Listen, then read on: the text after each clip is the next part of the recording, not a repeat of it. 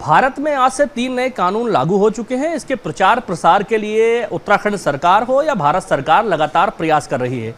इन 3 नए कानून से क्या बदलाव आएंगे आपकी ज़िंदगी में, ये एक महत्वपूर्ण बात है। सबसे पहली बात, भारत में जो पहले धाराएं चलती थी क्रिमिनल प्रोसीडिंग में, उनमें कुछ बदलाव किया गया है। तो इन बदलाव को सबसे ज़्यादा महत्वपूर्ण तरीके से अगर कोई बता सकता है तो जो इन कानूनों से रोज़ रूबरू होंगे वो हैं वकील। तो आज वकीलों से हम जानकारी लेंगे इन कानून के बदलाव होने से आम जनजीवन में लोगों की क्या बदलाव आएगा, क्या फ़र्क पड़ेगा। हमारे साथ बात करने के लिए कुछ वकील हैं, जानेंगे उनसे। सर, आपका नाम क्या है? और मैं आपसे जानना चाहूँगा जो ये 3 कानून नए लाए गए हैं, इससे क्या बदलाव आने वाला है आम जिंदगी में? मेरा नाम अतुल कुमार एडवोकेट है। ये जो 3 नए कानून लाए गए हैं, इनके विषय में ये कहा जा रहा है कि ये नए कानून लाए गए हैं और अंग्रेज़ों के ज़माने के कानून हटाए गए हैं। ये बिल्कुल गलत है। पूरी जो हमारी पुरानी आईपीसी थी, सीआरपीसी थी, एविडेंस एक्ट थी, उसके जो धाराएं हैं वो केवल उनमें नाम बदल दिया गया है धाराओं का, उनका कंटेंट वही है। अगर ये कानून अंग्रेज़ों के बनाए हुए होते तो जो हमारी संविधान सभा ने जब हमारा संविधान बनाया तो इन कानूनों को लागू रखा। तो ये कहना गलत है कि ये अंग्रेज़ों के बनाए हुए हैं या कब के बनाए हुए हैं। जब भारत सरकार ने, हमारी संविधान सभा ने इन्हें अंगीकार किया तो ये भारत के कानून हैं। दूसरी बात, ये कानून जब इस देश पर थोपे गए हैं, उस दिन, उस काले दिन 150 सांसदों को गैर जिम्मेदाराना तरीके से संसद से बाहर कर दिया गया। बिना बहस के ये कानून लागू हुए हैं। इसलिए ये कानून किसी भी तरीके से जनहित में अच्छे नहीं माने जाएंगे। इसका सबसे बड़ा उदाहरण मैं बताता हूँ आपको कि पहले हमारे कानून की एक सिद्धांत है कि जेल जो है वो गलत है और जो बेल है वो कानून है। जबकि इसमें जो प्रावधान है उसमें जो एंटीसिपेटरी बेल, जो पहले हमें बेल मिलती थी, वो इस आधार पर भी मिल जाती थी कि चार्जशीट दाखिल अगर निर्धारित समय में नहीं हुई है तो नियमित बेल मिल जाती थी। लेकिन अब उस समय को 180 दिन कर दिया गया है। 180 दिन तक किसी भी अभियुक्त को बेल नहीं मिलेगी, जो कि सरासर मौलिक अधिकारों का, संविधान का उल्लंघन है। तो सबसे बड़ा तो इसमें जो जनता पर बुरा असर आना है वो ये है। दूसरा, जो मोटर दुर्घटना का कानून बनाया गया है जिसमें 7 साल की सज़ा और 10 लाख रुपए तक का जुर्माना है, वो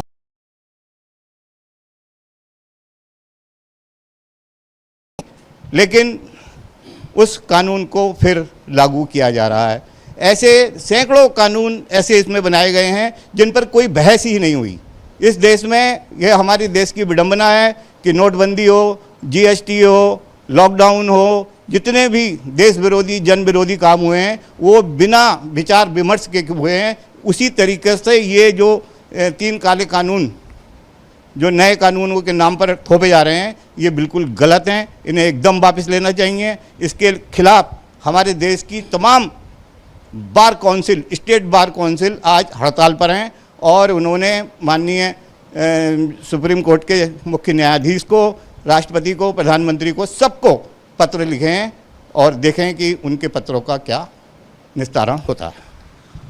बार काउंसिल के अध्यक्ष हैं सर आप, क्या लगता है जो कानून आए हैं 3, आम जनजीवन में जब एक आदमी आपके पास इंसाफ की गुहार लगाने आता है और कोर्ट से इंसाफ चाहता है, तो अब जो ये 3 बदलाव हुए हैं मोटा मोटी, इसमें क्या ऐसे बदलाव हैं और आम जनता को इससे क्या लाभ होगा और क्या नुकसान होगा? क्योंकि जो हमारे क्राइम की जो दुनिया में 302 कही जाती थी, उसमें भी कुछ बदलाव आ गया है। अब जैसे वकील साहब ने बताया कि पहले 90 दिन में चार्जशीट देनी होती थी, अब वो 180 दिन का प्रावधान कर दिया है। तो उससे क्या कहते हैं कि जो मौलिक अधिकार हैं एक व्यक्ति के, जो अभिव्यक्ति की आज़ादी का एक कहा गया है संविधान में, या कहें जो उसके राइट्स हैं, वो राइट्स का उल्लंघन होगा या नहीं होगा? देखिए, जो भी कानून बनते हैं वो भारतीय संविधान में उनकी व्यवस्था है, तभी वो कानून बनाए जा सकते हैं। अनुच्छेद 21 जो है वो बहुत बड़ा संरक्षण देता है हर एक नागरिक को, चाहे वो एक्यूज ही बन गया हो तो उसके जमानत के लिए भी। लेकिन अब जो बातें सामने आ रही हैं, हालांकि हमारे यहाँ कल से ट्रेनिंग इस नए कानून पे दी जा रही है, उसके बाद ही बहुत कुछ ज़्यादा हम समझ पाएंगे। लेकिन जैसे इसमें है 304A, जिसको अब इन्होंने डाल दिया है 106 भारतीय न्याय संहिता। इसका विरोध आपने देखा होगा, पूर्व में भी हुआ। सारे ट्रांसपोर्टर, ट्रक यूनियंस, बसें सब स्ट्राइक पर चली गई। एक व्यवस्था इसमें दी है, जहाँ तक अभी ये तो पढ़ने के बाद और ट्रेनिंग के बाद ज़्यादा पता चलेगा, कि जैसे ही उसने कोई एक्सीडेंट किया उसको सूचना देनी होगी थाने को कि मेरे से ऐसे ऐसे एक्सीडेंट हो गया। अब वो अगर इस बात को कहता है तो उसका एडमिशन हो गया, फिर सबूत की ज़रूरत क्या रह गई? फिर तो सज़ा का ही प्रावधान है उसमें। तो ऐसे बहुत सारे कानून हैं जो आ रहे हैं, अभी हम बारी बार उसको सुन रहे हैं। लेकिन कल 2 से 6 तक इस संबंध में हमारे सारे एडवोकेट्स इसकी ट्रेनिंग लेने जा रहे हैं। उसके बाद बहुत विस्तार से हमें इसकी जानकारी हो पाएगी। लेकिन जो सुनने हैं उसमें बहुत सारी चीज़ें विरोध में भी हैं। वकील साहब, ये जो कानून नए बनाए जा रहे हैं, इससे क्या लगता है जो प्रचार प्रसार होना चाहिए था तो वो प्रचार प्रसार ठीक से नहीं हो पाया, तो आम जनता अभी तक इन कानूनों को ठीक से समझ नहीं पाई है, तो क्या इससे उनको क्या फ़ायदा, क्या नुकसान? मेरा ये कहना है कि जो कानून नए कानून में लाए गए हैं तीनों, चाहे वो भारतीय न्याय संहिता है, साक्ष्य अधिनियम है या CRPC है, इसमें लोगों को इस पर बहुत ज़्यादा कोई प्रतिकूल प्रभाव नहीं पड़ेगा। देखिए, संविधान से संरक्षण इनको प्राप्त है और ये बात ज़रूर है कि कुछ धाराओं में या कुछ CRPC के कुछ प्रावधानों में थोड़ा सा दिक्कतें आ सकती हैं। लेकिन अभी चूँकि ये नए हैं, जन जागृति ज़्यादा फैलानी पड़ेगी, इसके लिए व्यापक प्रचार प्रसार करना पड़ेगा। लोग जब इस कानून को समझेंगे, उसकी अच्छी से उनको जानकारी होगी, तो ये कानून भी ऐसे ही सरल लगेगा। और दूसरी बात, महत्वपूर्ण बात यह है कि ये कानून कोई थोपा नहीं गया है, ये हमारे इलेक्टेड MPs या रिप्रेजेंटेटिव जो पार्लियामेंट के अंदर है उनके द्वारा तैयार किया गया है। इसलिए एक सकारात्मक पहल गई है, चेंज होना चाहिए। लेकिन कहीं पे कोई अगर किसी बिंदु पर कोई विचार विमर्श की जरूरत हुई तो वो जरूर करना चाहिए, मेरा ये कहना है। जी, इसमें यह है कि जो 3 कानून ये समय जो है फौजदारी के सरकार ने जो ये नए वाले कानून कर रहे हैं, जिसको कहा कि भारत के कानून, ये बिल्कुल सही हैं, बिल्कुल सही करा है सरकार ने। और ये बिल्कुल हमारे जो PC पार्लियामेंट ने इसको पास करा था, बिल्कुल सही करा था और एक वैधानिक तरीके से संविधान के तहत जो हमारा था उसको पास किए गए थे। यदि किसी को लगता है भविष्य में कि कोई कानून में कोई कमी रह गई या कोई दिक्कत आती है, हमारे यहाँ संशोधन हो सकता है, प्रोविजन है उसका, संविधान में सारे नियम बने हुए हैं। हमारे वकील साहब, जब तक संशोधन होगा तब तक जिन लोगों को सज़ा मिल चुकी होगी वो तो इसमें फंसी चुके होंगे। लेकिन उसमें यह है कि अभी शुरुआती दौर है, धीरे धीरे लोगों को इसमें भय लग रहा है। लेकिन जो जो समय बीतेगा त्यों त्यों जो है लोगों को इसके बारे में ज़्यादा जानकारी मिलेगी और इसमें बिल्कुल घबराने की ज़रूरत नहीं है।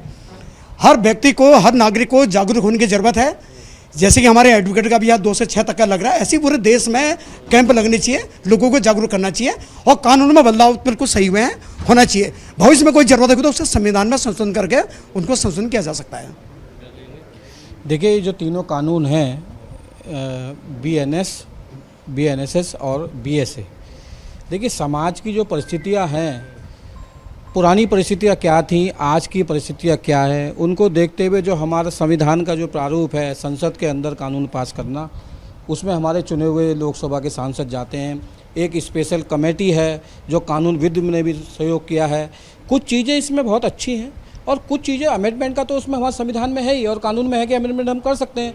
जैसे कि इन्होंने FIR लिखी है, FIR में इन्होंने कहा है कि भाई कहीं भी कोई FIR लिखा सकता है। तो पहले भी था 0 FIR, कहीं भी कट जाती थी देश में। ऐसा नहीं था। बहुत पुलिस जो है नहीं करती थी। आप अब आम आदमी से पूछिए ना, मैं खुद एक आम आदमी। कानून तो था ही, पुलिस तो अभी भी अगर नहीं करना चाहेगी तो नहीं करेगी। ऐसा नहीं है, अब तो मैंडेटरी कर दिया इन्होंने। अब तो आपको मैं वही बता रहा हूँ आपको कि इसमें FIR आप व्हाट्सएप से 3 दिन भेज सकते हैं, 3 दिन में हो सकती है और 14 दिन के अंदर जो IO होगा उसको अपनी रिपोर्ट देनी होगी। अभियुक्त को भी जो उसमें है उसको भी मौका है पूरा, अभियुक्त जाके अपनी बात कहेगा कि भाई मैं इसमें जो है एलिगेशन जो लगाए हैं मेरे को।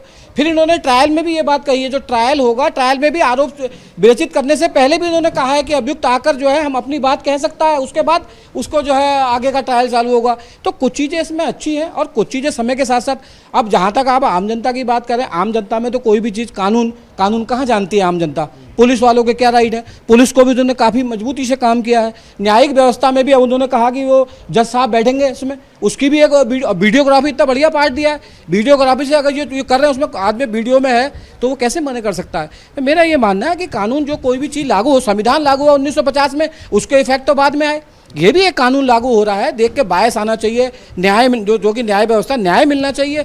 ये चीज़ें ऐसी हैं कि न्याय मिलने के लिए पार्ट हम जाएंगे, पुलिस का पार्ट है, उनका पार्ट है, इसको बड़े व्यवस्थित ढंग से। ये बात निश्चित है कि आने वाले समय में, जैसे समय आज बदलाव हो रहा है, फिर बदलाव होगा, तो जनता से जो जनता का इफेक्ट है, वो जनता जब जाएगी कानून में तो वो पुलिस पे जाती है या न्यायालय पे जाती है। तो ये सारी बातें ठीक है, और मैं पूरी तरीके से इनको अच्छा भी नहीं बता रहा, बुरा भी नहीं, लेकिन समय के साथ साथ न्याय को लाने के लिए इसमें परिवर्तन होंगे। चलिए वकील साहब, आपका क्या कहना है इसमें? देखो, कानून अंततः अच्छा साबित होता है यदि उसको चलाने वाले, कानून को चलाने वाले कर्मचारी, अधिकारी अगर ठीक हो। कानून कितना ही अच्छा हो, यदि उसको चलाने वाले अगर गलत हैं तो कानून को सही नहीं होता है। यदि कानून में कहीं कहीं खामियां भी हैं और चलाने वाले ठीक हैं तो उसको भी सही से पालन कराया जा सकता है। तो इसमें कोई बड़ी बात नहीं, नया कानून आया उसका स्वागत है, लेकिन इसका सरकार को होना चाहिए, इसको कड़ाई से और मुस्तैदी से पारदर्शी रूप से इसको पालन कराया जाए। जो भी कर्मचारी हैं इसको स्पष्ट रूप से और पारदर्शी रूप से पालन कराएं, यही कानून हमारे लिए अच्छा साबित होगा। गौरव तिवारी एडवोकेट। सर्वप्रथम तो मुझे कहना है, जो हमारे तीनों कानून हैं वो भारतीय, जब भारत हमारा आज़ाद हुआ था उससे पूर्व के कानून हैं। 1872 सीआरपीसी, 1860 आईपीसी, एविडेंस एक्ट, सारे पुराने कानून हैं। इन कानूनों, लेकिन वकील साहब एक पुराना कानून, पुलिस एक्ट भी है, शायद जानकारी, आप वकील होंगे, पुलिस एक्ट में कोई प्रदर्शनकारी अगर अपना प्रतिरोध जताता है तो उस पर पुलिस मुकदमा दर्ज करेगी। वो कानून तो अभी तक ऐसे ही लागू है जो जनता के हित में कानून होने चाहिए। मैं बताता हूँ, इसमें ऐसा है, सुप्रीम कोर्ट ने समय समय पर कई जजमेंट्स इसमें करे हैं, अरेस्टिंग को लेकर करे हुए हैं, ठीक है, पुलिस की कार्यप्रणाली को लेकर करे हैं, कई डायरेक्शंस अलग अलग मुकदमों में जारी किए। उससे क्या हुआ है, एक व्यवस्था बनाने की सुप्रीम कोर्ट कोशिश कर दी। नए कानूनों में वो सारी चीज़ें समाहित कर दी गई हैं। सुप्रीम कोर्ट ने जो पहले डायरेक्शंस दिए, अरनेश कुमार स्टेट ऑफ बिहार है, कई और जजमेंट्स हैं जिसमें अरेस्टिंग को लेकर हुए हैं। तो अब जो हैं सारी की सारी व्यवस्थाएं जो हैं इस एक्ट के अंदर समाहित करते हुए जो है इसमें सुधार किए गए। विधि कभी भी ऐसा नहीं है स्थायी होती है, उसमें सुधार की हमेशा गुंजाइश होती है। विधि एक भाषा की तरह होती है, जैसे भाषा का विकास होता है। आज से कई साल पहले लोग कैसी लैंग्वेज बोलते थे, तो उसी तरीके से, जिस तरीके से भाषा का, वैसे ही विधि का विकास होता है। आज से पहले पर्यावरण विधि का कई विरोध हुआ, एनवायरनमेंट को लेके काफ़ी लॉज बने, तो उस पर भी काफ़ी जो है आम जनता का विरोध आया। लेकिन सब बाद में जैसे जिस तरीके से जो है कानून लागू हुआ, सबको पता चला कि एनवायरनमेंट का नुकसान। वकील इसकी विरोध में हड़ताल क्यों कर रहे हैं? वैसी ही आईपीसी में जिस तरीके से नए लॉज आए हैं, नया लॉ, इसके संबंध में सारे जितने भी स्टेक होल्डर्स हैं उन सब की ट्रेनिंग्स कराई जा रही है, चाहे वो पुलिस हो, चाहे वो एडवोकेट्स हों, चाहे वो एडीजी क्राइम हो, जजेस हों। इस तरीके से धीरे धीरे ट्रेनिंग इसीलिए कराई जा रही कि लॉ के संबंध में यदि कोई ऐसी चीज़ हो वो छूट ना जाए, कोई ऐसा न्याय निर्णय ना हो जाए विधि की अनभिज्ञता में। तो इसलिए, लेकिन आपका कहना ये है कि ये तो जानकारी में ही नहीं आया, लोगों का प्रचार नहीं किया। विधि का प्रचार नहीं किया जाता, विधि का नोटिफिकेशन होता है। कोई भी विधि हो उसका नोटिफिकेशन ही पर्याप्त जनता के लिए होता है कि ये नोटिफाइड कर दिया गया है और ये विधि है। अगर वो विधि का अनभिज्ञता जताता है तो विधि क्षम्य नहीं करती, कानून की भूल क्षम्य नहीं है कानून में। अगर कोई कहे कि साहब मुझे तो ये अपराध की जानकारी नहीं थी, तो ऐसे तो अब अवस्था फैल जाएगी। तो विधि का नोटिफिकेशन ही पर्याप्त है आम जनता के। किस बारे में सर? ये विधि का नोटिफिकेशन की बात करें, 3 जो नए कानून आए हैं, क्या लगता है इसको, उन कानूनों को लेकर के जानकारी का भी अभाव है लोगों में। तो ये कानून जब लागू हो चुके हैं अब, तो किस तरह से प्रोसीडिंग होगी और क्या लोगों को इससे फ़ायदा नुकसान होने वाला है? मैं अधिवक्ता मोहम्मद हासिम, मैं अधिकतर रामनगर सिविल कोर्ट में ही प्रैक्टिस करता हूं, और मैं आपको बताना चाहता हूं कि जो 3 जो कानून लागू हुए हैं, भारतीय साक्ष्य अधिनियम, भारतीय नागरिक सुरक्षा संहिता और भारतीय न्याय संहिता, तीनों जो है जो पुराने लॉज हैं उनके रिप्लेस कर न्यू लॉज जो लाए गए हैं, इसमें कुछ भी ऐसा नहीं है कि विधि की अनभिज्ञता का जो सवाल आया वो नहीं है, क्योंकि अभी ठीक है जानकारी का जो है समाज में अवेयरनेस चल रही है और धीरे धीरे लोग उसे पढ़ेंगे। देखिए, लेकिन नए लॉज में काफ़ी प्रोविज़न ऐसे हैं जिसमें पहले से कुछ अच्छा करा गया है। जैसे आप बात करेंगे सीआरपीसी में 156(3) में प्रोसेस था कि आप यदि एफआईआर दर्ज नहीं होती है तो आप एफआईआर दर्ज नहीं होने पर आप 156(3) में माननीय न्यायालय आएंगे। लेकिन अब पहले उसके लिए क्राइटेरिया था कि आप पहले थाने जाएंगे, उसमें एप्लीकेशन देंगे।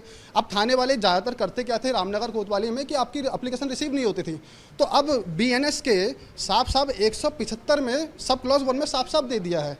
173 में भी आपका वर्णन करा है, 156(3) में आएंगे तो 175(3) में जाएंगे, और एफआईआर दर्ज करानी है तो 154 में ना आकर आप 173 में आएंगे। और 173 का सब क्लॉज पहला ही ये कहता है कि यदि घटना मान लेते हैं कि मैं रहने वाला रामनगर का हूं और घटना मेरे साथ माना काशीपुर में घटित हुई है, तो मैं रामनगर में कोतवाली में आके एफआईआर दर्ज करा सकता हूं। उसको स्पेशली वर्णन 0 एफआईआर का, आज से पहले सीआरपीसी में कहीं भी 0 एफआईआर का वर्णन नहीं था, लेकिन इसमें बीएनएसएस में 0 एफआईआर वर्णन है। स्पेशली 0 एफआईआर तो पहले भी होती थी, हमने देखा है यार, कई मामलों में 0 एफआईआर होती थी। 0 एफआईआर जो है वो होती थी, लेकिन उसका 0 एफआईआर होती तो थी, लेकिन सीआरपीसी में लिखा नहीं था। अब इस बार पर्टिकुलर लिखेगा, स्पेशली हेडिंग और 173 में साफ इंडिकेट कर दिया गया है। सर, इसमें सबसे पहली चीज़ जो है, जो मैंने अभी तक बहुत ज़्यादा पढ़ा नहीं, लेकिन जो मैंने अभी जो नया बीएनएस पढ़ा है, हमारे यहाँ अपीयरेंस सीआरपीसी में प्रोविज़न था कि एक्यूज कोर्ट में अपीयर होगा, अगर वो अपीयर नहीं होता है तो प्रोसीडिंग्स एडजॉर्न्ड होगी। और नई सीआरपीसी आ रही है, जैसे भारतीय न्याय संहिता कह रहे हैं सीआरपीसी में, उसमें अपीयरेंस की ज़रूरत नहीं है। अब्सेंसी में आपका ट्रायल चलेगा, इट मीन्स चार्ज फ्रेम होगा, एविडेंसेस होगी और टिल जजमेंट भी हो जाएगा। इसमें आप जब क्रिमिनल के जुरिस्प्रूडेंस में जाएंगे तो वहाँ नेचुरल जस्टिस कहा जाता है कि बिना एक्यूज़ के उपस्थित हुए बिना उसको सुने हुए आप कोई जजमेंट पास नहीं कर सकते। सेकंड थिंग, ये सीधे बार्ड कर रहा है किसे? आर्टिकल 20 ऑफ कॉन्स्टिट्यूशन को, जहाँ पे अपीयरेंस ऑफ एक्यूज बहुत ज़्यादा इंपॉर्टेंट है। अब एक मामला, कोई अपराध किसी के ऊपर 173 में एफआईआर होती है और उसके बाद वो फरार चलता है, पुलिस ने एनबीडब्ल्यू लिए, वो नहीं आया, अकॉर्डिंग टू जो न्यू सीआरपीसी है उसमें आप उसके खिलाफ अगर नहीं आ रहा, आप चार्जशीट सबमिट करेंगे, कोर्ट को समन भेजिए, वो नहीं आएगा, आप चार्ज फ्रेम करेंगे, चार्ज फ्रेम करने के बाद आप पूरी प्रोसीडिंग करेंगे और टिल जजमेंट कर देंगे। एक क्लॉज। सेकंड, इसमें एक चीज़ ये दी है, 173 में पहले जो 154 होता था एफआईआर के लिए, वहाँ कोई भी ऐसा अपराध हो, इवन 6 मंथ से लेकर 302 के मुकदमे में, SHO has power to execute the FIR. लेकिन आज की डेट में 173 भारतीय नागरिक संहिता में ऐसे अपराध जो 3 वर्ष या से 7 वर्ष तक के अपराध हैं, उसमें अगर एसएसपी महोदय ये देखते हैं कि भैया ये अपराध थोड़ा सा हीनियस क्राइम का है, तो उसमें एडिशनल एसपी तक को पावर दे रखी है कि इन्वेस्टिगेशन ऑफिसर एडिशनल एसपी करेगा 157 में। तो कुछ चीज़ें ऐसी हैं जो बेनिफिट वाली हैं और बहुत सी चीज़ें ऐसी हैं जो अभी अधिवक्ता भी उसको ढंग से अनुसरण, नॉट एडवोकेट्स, समाज भी और जजेस को भी दिक्कत हो रही है। सेकंड थिंग, एविडेंस एक्ट जो पहले हमारा साक्ष्य अधिनियम था, डिट्टो वही रखा हुआ है, कोई चेंजेस नहीं है। आईपीसी में कुछ सेक्शंस डिलीट किए हुए हैं, लेकिन डिट्टो वही है। सीआरपीसी में कुछ प्रोविजंस चेंजेस हैं, लेकिन डिट्टो वही हैं। तो जब सारे प्रोविजंस वही हैं, सारी डेफिनेशंस वही हैं, इलस्ट्रेशंस वही हैं, तो उसके बाद क्यों ये, this is not a necessary part two change.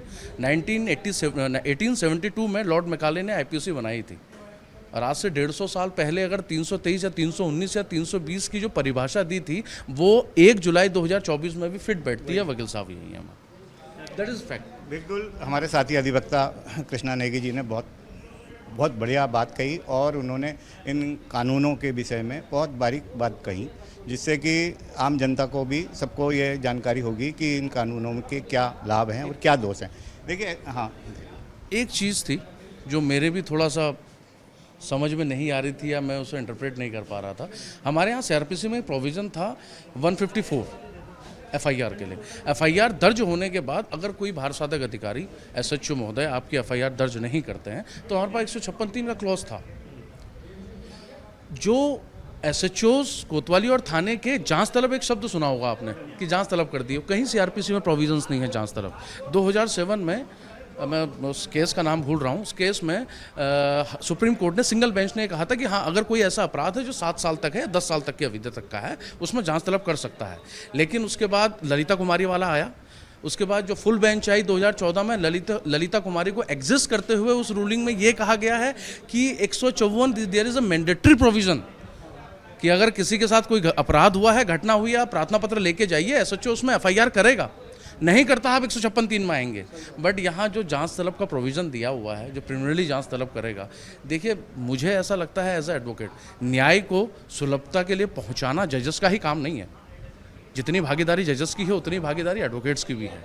तो किसी मामले में अगर मैं थाने में गया कोई एप्लीकेशन लेने के लिए, जांच तलब वाला सिस्टम अगर आएगा तो बहुत डिले हो जाएगा। देखिए, एक कानून इसमें जो बहुत विचित्र है वो ये है कि पहले यदि कोई व्यक्ति किसी कंप्लेंट के लिए थाने जाना नहीं चाहता, वो सीधा माननीय न्यायालय में आकर कंप्लेंट केस दाखिल कर सकता था।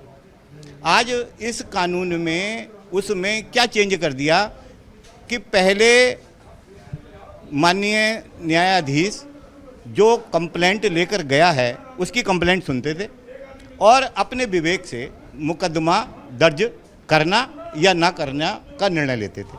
आज इन्होंने इसमें क्या चेंज कर दिया कि पहले जिसके खिलाफ कंप्लेंट हुई है उसको भी सुना जाएगा। अब हमारी जो व्यवस्था है इस समय की, उसमें सबसे पहले उसको जो सम्मन जाएगा वो उस पर तामील होना चाहिए, और आपको मालूम ही है कि हमारी जो व्यवस्था है उसमें सम्मन तामील में ही सालों लग जाते हैं। तो अगर वो जिसके खिलाफ कंप्लेंट की गई है वो कोर्ट नहीं आ पा रहा है तो वो जो कंप्लेंट करने गया है उसके न्याय हित कहाँ रह जाएंगे? वो तो खड़ा रह जाएगा, ठगा रह जाएगा। में कहें तो 3 कानून को लेकर के वकील क्या सोचते हैं? बहुत शॉर्ट में, सूक्ष्म, बहुत शॉर्ट में, this is not a necessary part. मुझे ऐसा लगता है कि ये नेसेसरी नहीं था। हमारे पुराने जितने लॉज थे वो इफेक्टेड थे और वो उसी सुचारू रूप से काम कर रहे हैं। स्थिति तो साफ है, अगर लोगों को समझने वाली बात है। अगर लोग अच्छे से समझ आते हैं, इसका प्रचार प्रसार अगर सही से कराया जाए तो ठीक है, कोई दिक्कत नहीं है। बस ये है कर्मचारी इसको पालन सही से करें बस। देखिए, 2 लाइन में अगर कहना है तो खाली आदमी कुछ किया कर, कपड़े उधेड़ कर सिया कर। ये जो कहावत है ये इन 3 कानूनों पर लागू है। देश की जो ज्वलंत समस्याएं हैं उन पर ये सरकार काम नहीं कर रही, और बैठे बैठाए जो गड़े मुर्दे उखाड़ना, ये इन कानूनों को नाम बदल कर लाना, ये कोई अच्छा काम नहीं है।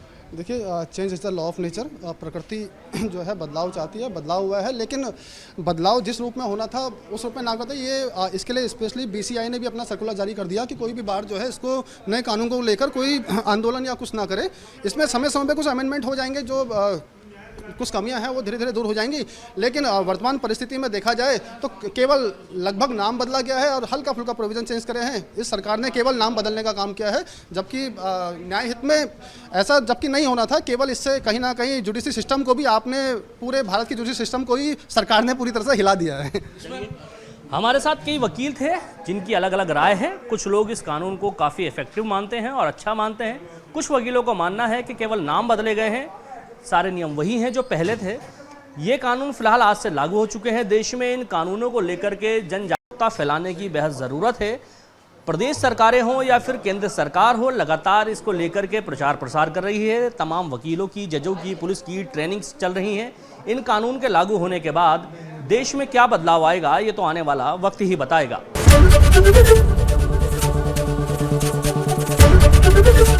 एबीपी गंगा, खबर आपकी, जुबान आपकी।